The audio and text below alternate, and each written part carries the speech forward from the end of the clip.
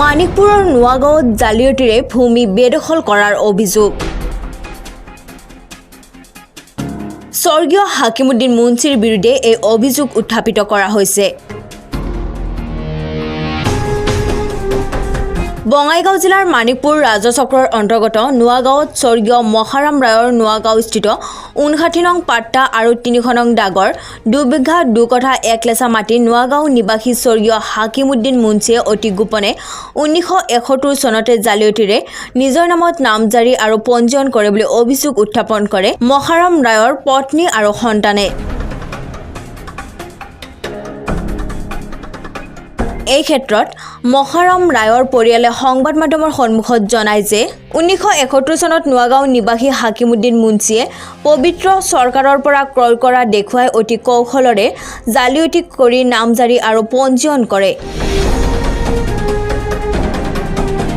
এই ক্ষেত্ৰত পবিত্ৰ চৰকাৰে মাটি বিক্ৰী নকৰাৰ কথা উল্লেখ কৰি হাকিমুদ্দিন মুন্সিয়ে ভুৱা সাক্ষীৰ নাম উল্লেখ কৰি জালিয়াতিৰে নামজাৰি আৰু পঞ্জীয়ন কৰাই লয় বুলি সংবাদ মাধ্যমৰ সন্মুখত মন্তব্য কৰে। আনহাতে অভিযোগ অনুসৰি হাকিমুদ্দিন মুন্সিয়ে সমগ্ৰ বিষয় গোপনে ৰাখি 1971 চনত নামজাৰি আৰু পঞ্জীয়ন কৰি 2012 চনত লাটমণ্ডল ৰমাকান্ত বৰ্মনৰ সহযোগত চিঠাবহীত নাম উঠাই যদিও অতি কৌশল অৱলম্বন কৰি মাটিখিনি দখল দিয়াৰ পৰা বিৰত থাকে। পৰৱৰ্তী 2020 চনত হাকিমুদ্দিন মুন্সিৰ পুত্ৰই মাটিখিনি বেদখল কৰিবলৈ অহাতে সমগ্ৰ বিষয় পোহৰলৈ আহে। এই মাটিটো আমাৰ মহাৰায়ৰ নামৰ মাটি, আমাৰ দেউতা হয়। তাৰ পৰা আহি এইটো তাৰমানে আমাৰ 5 ভাইৰ নামত এছমালিভুক্ত হয়। সেইমতে চলি আছোঁ, খাজনা পত্ৰ আমি দি আছোঁ।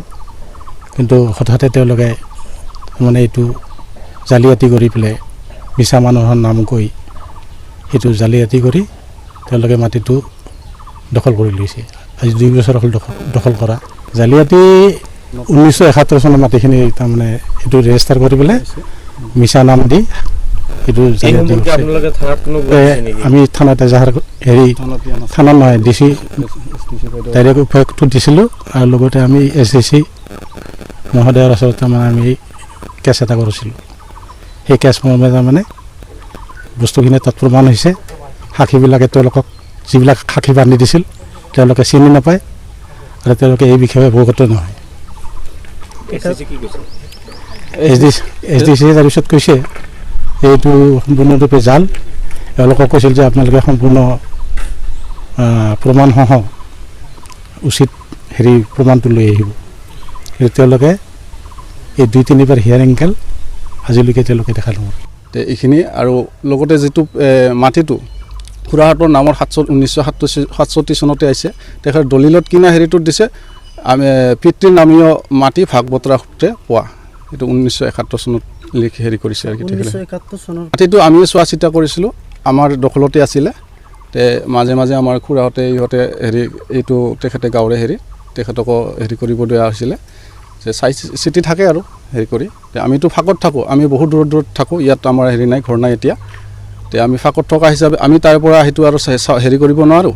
সেইকাৰণে আমি চোৱা চিতাৰ কাৰণে মাজে মাজে ইয়াতে আহোঁ। কেতিয়াবা হঠাৎ আছে মাটিটোত সেনেকৈ পৰি আছে, আমি ঠিকে আছে আমাৰ মাটি আমি খাজনা পত্ৰ দি আছোঁ, আমি কৰি আছোঁ। কিন্তু যেতিয়া মানে আমি ঘটনাটো অৱগত হওঁ, যেতিয়া তেখেতসকলে চিটা নামজাৰি কৰাৰ পিছত কৰি লোৱাৰ পিছত আমি জমাবন্দী হ'লে তেতিয়া আমি অৱগত হৈ আমি সেই এটা কেছ গছৰ ৰুজু কৰিলোঁ। আমাক সেইমতে প্ৰশাসনে আমি SDC বাইদেউ ঠিকেই কৰিছে। তেখেতলে বহু বছৰৰ বস্তুটো পুৰণি কাৰণে যিহেতু ইমান দিন আমি অৱগত নাছিলোঁ বা তেখেতলোকে এতিয়া কৰিবলৈ সমাধান দিব নোৱাৰি সেই বস্তুটো এতিয়া ওপৰ মহলত পঠিয়াই দিছে।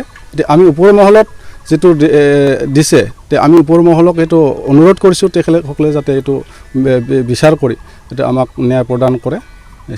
চৰকাৰক আমি এইটোৱে দাবী জনাওঁ, এই বিষয়বিলাক সোনকালে মীমাংসা কৰি তেখেতে আৰু আমাৰ যিটো বিষয় এই বিষয়টো সোনকালে নিষ্পত্তি কৰি আমাৰ মাটি আমাৰ ভূমি আমাক মানে যাতে সমজাই দিয়ে, এইটোৱে আমি তেখেতসকলক আমি চৰকাৰক অনুৰোধ কৰিছোঁ। সেইটো তেখেত হাকিমুদ্দিন মুন্সি, ইয়াতে নোৱাগাঁও ইয়াৰ মইতো হেৰি এতিয়া আমাৰ খুৰাই ভালদৰে চিনি পায়, ইহঁতে ভালদৰে চিনি পায়। লিখিছে কিন্তু মানুহজন শুনা পাইছো কি ক'ব? সেইটোলৈ কি ক'ম, এতিয়া তেখেতে জানে কেনেকৈ সেইটো ব্যৱহাৰ কৰিছে, এতিয়া লাটমণ্ডলৰ ওচৰতে তেখেতসকলে কেনেদৰে কামটো কৰিছে। লাটমণ্ডলৰ কোন আছিল? আমাৰ সেই যেতিয়া লাটমণ্ডল আছিল ৰমাকান্ত বৰ্মন। এই ক্ষেত্ৰত আচলতে মই ক'ব খোজোঁ যে আচলতে মাটিটো মই বিক্ৰী কৰা নাই। মাটিটো তেওঁলোকে তাৰমানে জালিয়াতিৰেই তাৰমানে চিটা নামজাৰি কৰি দিছিল 2012 চনত। এই বিষয়ে আচলতে আমি একোৱেই নাজানো। আৰু যি দুজন সাক্ষী লৈছিলে সেই সাক্ষী দুজন, এজন হৈছে মানে হাকিমুদ্দিন মুন্সিয়ে যি দুজন সাক্ষী লৈছিল সেই সাক্ষী দুজনৰ এজন হৈছে মৃত মানুহৰ নাম তাতে ফটোৱাই দিছে। 10-12 বছৰ আগতে তেওঁ মৰিছে, সেই মানুহজনকো তাতে সোমাই দিছে সাক্ষী স্বৰূপে। আৰু এজন আছিল সনত কুমাৰ ৰায়, তেখেত আছিল তাৰমানে একেবাৰে সৰু, মাকৰ কলাতে আছিলে। সেই সময়ত তাৰমানে তেওঁ লেখা পঢ়া কোনো স্কুলৰ বাৰাণ্ডাতে ভৰি দিয়া নাছিল। তেওঁ তেনে ক্ষেত্ৰত তাৰমানে সেই মানুহজনকো তেওঁ সাক্ষী হিচাপে লৈছিলে। আচ্ছা, সেই অনুপাতে হয়তো ইয়াৰ আগতে তেওঁলোকক সাক্ষাৎকাৰ লোৱাৰ লগে লগে তেওঁলোকে নিশ্চয় আপোনালোকক অৱগত কৰাইছে। আচলতে মাটি নামজাৰি মাটিখিনি যে লৈছে জালিয়াতিৰে লৈছে।